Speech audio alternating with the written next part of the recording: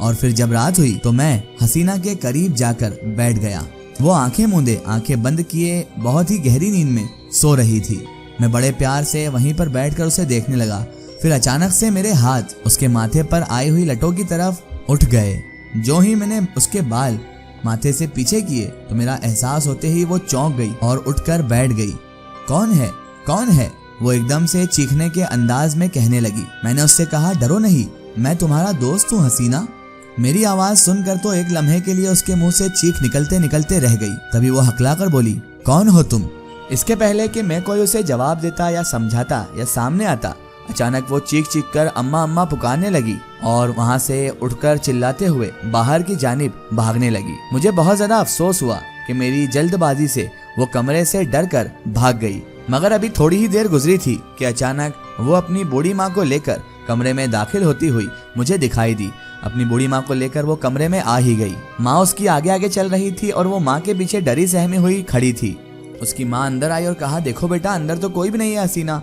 कौन है अंदर, बताओ जरा मुझे, कोई दिख रहा है तुम्हें यहाँ पर? उसकी माँ ने कमरे में दाखिल होते हुए उससे कहा था। तो वो कहने लगी, अम्मा मेरा यकीन करो, मैंने अभी अभी कमरे में एक मर्दाना आवाज सुनी थी, यहाँ कोई है और उसने मुझे आवाज भी दी थी। उसने डरते डरते अपनी अम्मा को सब बताया। अम्मा बोली, नहीं बेटा, तेरा वहम है, या तो तूने कोई डरा हुआ ख्वाब देखा है, बुरा ख्वाब देखा है। फिर अम्मा चारों तरफ कमरे में देखने लगी और अचानक से कुछ मुंह में पड़ने लगी और कमरे के चारों कोनों में उन्होंने उसके बाद फूंक मार दी और फूंके मारकर वो कहने लगी, चल बेटा हसीना, अभी मैंने आयतल कुर्सी का विर्द कर दिया है बेटा, चल अब तू सो जा आराम से, तुझे कोई नहीं सताएगा, कोई परेशान नहीं करेगा। और मैं इधर बड़ी पुरशौक नजरों से उस लड़की यानी कि उस खूबसूरत आदमजात को, हसीना को देख रहा था। मैं बिल्कुल इन दोनों के सामने कुछ ही फासले पर खड़ा हुआ था, मगर वो दोनों थी जो मुझे देखने से कासिर थी।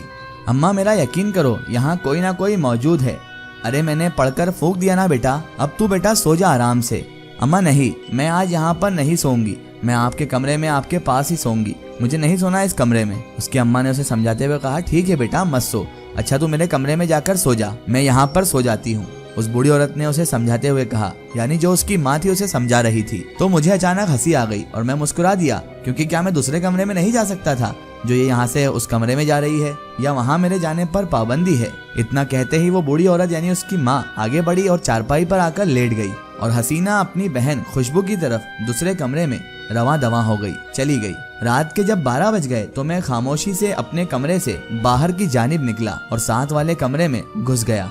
दरवाजा तो बाहर से और अंदर से बंद था, लेकिन मेरा अंदर जाना कौन सा मुश्किल था। खुशबू थी जो बेखबर सो रही थी और हसीना चारपाई पर लेटी हुई एकटक अपने घर की छत को तके जा रही थी। मैं वहां पर जाकर खामोशी से एक तरफ खड़ा हो गया। हसीना तो जाग रही थी, मगर खुशबू थी जो बहुत ज्यादा गहरी नींद में सो रही थी। अगर खुशबू जाग रही होती तो वो बच्ची मुझे देख सकती थी, क्योंकि मैंने उस पर अपना रूप जाहिर कर रखा था अपनी ताकत और कुव्वत की मदद से। खैर उसका कोई मसला नहीं था, मैं चाहता तो खुशबू की नजरों से भी ओझल हो सकता था। मैं कुछ देर तक हसीना की उदास नजरों को देखता रहा। फिर मुझसे जब बर्दाश्त नहीं हुआ तो मैंने कहा, अच्छी लड़की, मासूम लड़की, तुम उदास क्यों हो आखिर? मेरी बात जैसे इसके कानों तक पहुंची, आवाज सुनाई दी तो वो एकदम से चारपाई पर उठकर चौंक कर बैठ पड़ी। ऐसा लग रहा था मानो जैसे उसे किसी बिच्छू ने काट लिया हो। एक बार फिर उसके चेहरे पर खौफ के तासुरात थे। मैंने फिर से उसे मुखातिब करके कहा, देखो हसीना, अपनी अम्मा को अब मत जगाना, तुम खामखा उन्हें क्यों परेशान करती हो? मैंने तुम्हें कह दिया ना कि मैं तुम्हारा दोस्त हूँ तो बस दोस्त हूँ, मुझे दुश्मन या कोई ऐसी डरावनी चीज मत समझो। वो बूढ़ी औरत है बेचारी, परेशान होगी खामखा, बार बार उन्हें परेशान मत करो बुला बुला कर। मैं तुम्हारा दुश्मन नहीं हूँ, मुझ पर भरोसा करो, हौसला रखो। मेरी आवाज सुनकर तो अब वो बेचारी डर से कांपने लगी थी। तभी वो हिम्मत करके बोली, तो तुम कौन हो और मुझे नजर क्यों नहीं आ रहे? खौफ से घिघियाते हुए उसकी आवाज निकली थी। मैंने कहा, अगर तुम सब्र करोगी तो मैं तुम्हें सब कुछ बता दूंगा। मैं तुम्हारा दोस्त भी हूँ और मैं तुम्हारे सामने भी आ जाऊंगा हसीना, लेकिन तुम डरोगी नहीं और चीखोगी नहीं, पहले मुझसे वादा करो, तभी मैं तुम्हारे सामने आऊंगा हसीना। लेकिन बेचारी हसीना पर इतना ज्यादा खौफ तारी हो चुका था कि उसके मुंह से तो अल्फाज ही नहीं निकल रहे थे, लफ्ज ही नहीं निकल रहे थे। वो खौफजदा नजरों से कमरों के चारों तरफ आंखें फाड़े घूर रही थी, इधर उधर देख रही थी कि कब मैं कहां से प्रकट हो जाऊं, कब मैं कहां से जाहिर हो जाऊं। यही डर उसे बार बार सताया जा रहा था कि आखिर मैं हूं कौन और यहाँ आवाज कैसे आ रही है। मैंने उसे हौसला देते हुए फिर कहा, देखो अच्छी लड़की, मैंने तुम्हें कहा ना मैं तुम्हारा दोस्त हूँ, दुश्मन नहीं हूँ मैं तुम्हारा। ऐसे तुम बिना वजह के खौफजदा मत हो। मेरे ऐसा बार बार कहने के बाद बहुत देर बाद उसके चेहरे पर हल्का सा इत्मीनान उभरा और फिर अगले ही लम्हे में अपनी ताकत के जरिए उसके सामने मौजूद था। मुझे देखकर वो एक लम्हे के लिए चीख मारने ही वाली थी कि तभी मैंने फौरन आगे बढ़कर उसके मुंह पर हाथ रख दिया। एक इंसान को अपने सामने ऐसा नमूदार होते हुए देख कर तो किसी का भी खौफ के मारे बुरा हाल हो सकता है, यहाँ तक कि इंसान बेहोश भी हो सकता है डर के मारे। और यही हाल अभी मासूम लड़की हसीना का भी हो रहा था। लेकिन मैंने उसे तसल्ली देते हुए कहा, देखो मैं तुम्हारा दोस्त हूँ और एक खास अमल के जरिए मैं तुम्हारी नजरों से गायब था। मैंने इतना कहकर हसीना के मुंह से हाथ को हटा लिया।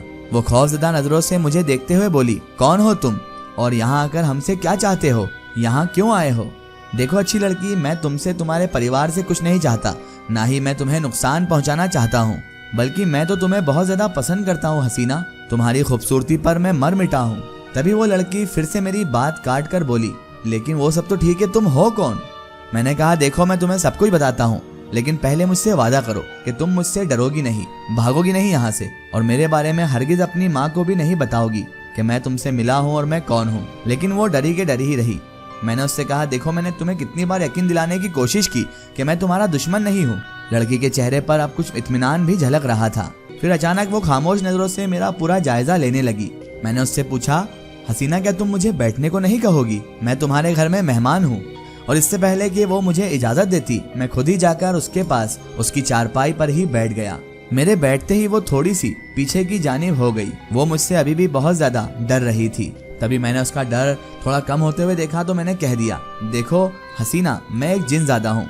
तुम सहन में झाड़ू दे रही थी और मैं गली से गुजर रहा था, और मैंने जब तुम्हें पहली नजर देखा तो तुम मुझे बहुत ज्यादा अच्छी लगी, तो मैं यहाँ पर अब तुमसे मिलने चला आया। तभी वो हसीना यानी लड़की कहने लगी कि इतने दिन से जो मुझे तंग कर रहा था, क्या तुम ही थे वो? उसके लहजे में, उसकी बातों में खौफ और डर के मिले जुले तासुरात थे। तो मैंने कहा, जी हाँ, वो मैं ही था। तो वो कहने लगी, मगर तुम मुझे तंग ही क्यों करते थे? मैंने तुम्हारा किया क्या था, क्या बिगाड़ा था? तो मैंने उससे कहा, तुम्हें बताया तो सही यार कि तुम मुझे अच्छी लगती हो, मगर तुम, वो इतना ही बोल पाई थी। तो मैंने कहा, देखो हसीना, मैं तुम्हें सच बता रहा हूँ, मेरा ताल्लुक कबीलाए जिन्नात से है। और जिन्नात का लफ्ज सुनते ही उसकी आंखें खौफ से पथराने लगी। इससे पहले कि हसीना मुझसे कुछ कहती, मैंने उसकी बात काटते हुए कहा, देखो हसीना, मुझसे खौफजदा होने की बिल्कुल भी जरूरत नहीं है। मैं तुम्हें यहाँ डराने, चमकाने या फिर खौफ दिलाने नहीं आया हूँ। पहले ही कह चुका हूँ, मैं तुम्हें कोई भी नुकसान नहीं पहुँचाऊंगा। लड़की की कैफियत कुछ देर तो अजीब सी रही, फिर अचानक उसके चेहरे पर फैली हुई बेचैनी कुछ इत्मीनान में बदल गई। वैसे भी मैं अभी इतने खूबसूरत और खूबरू जवान की सूरत में था, नौजवान की सूरत में था, कि वो मुझे देखकर हैरान भी थी और मुझसे कुछ मुतासिर भी नजर आ रही थी। फिर मुझसे वो मुखातिब हुई और मुझसे पूछने लगी, क्या जिन्नात इतने खूबसूरत होते हैं? तो मैंने उसे जवाब दिया, हाँ हाँ, क्यों नहीं हो सकते हम खूबसूरत? अगर आदमजात खूबसूरत हो सकते हैं तो जिन्नात भी खूबसूरत हो सकते हैं। तभी वो कहने लगी, मगर तुम हमसे चाहते क्या हो? हमारे पास तो एक बूटी कौड़ी भी नहीं है, कुछ भी नहीं है हमारे पास, तो देख लो हमारा घर। मैंने मुस्कुराकर उससे कहा, अच्छी लड़की हसीना, मुझे तुमसे कुछ भी नहीं चाहिए। फिर वो कहने लगी, अगर मुझसे कुछ नहीं चाहिए तो खुदा के लिए तुम यहाँ से चले जाओ। हम पहले ही बहुत सताए हुए हैं और बहुत ज्यादा परेशान हैं। हमारा इस पूरी दुनिया में कोई नहीं है। तभी उसके माँ के खांसने की जोरदार आवाज आई। शायद अब उसकी माँ उठ चुकी थी। अब क्या होगा आगे? क्या हसीना और जोरान की मोहब्बत की दास्तान आगे बढ़ेगी या नहीं, ये जानेंगे हम इस वीडियो के अगले पार्ट में।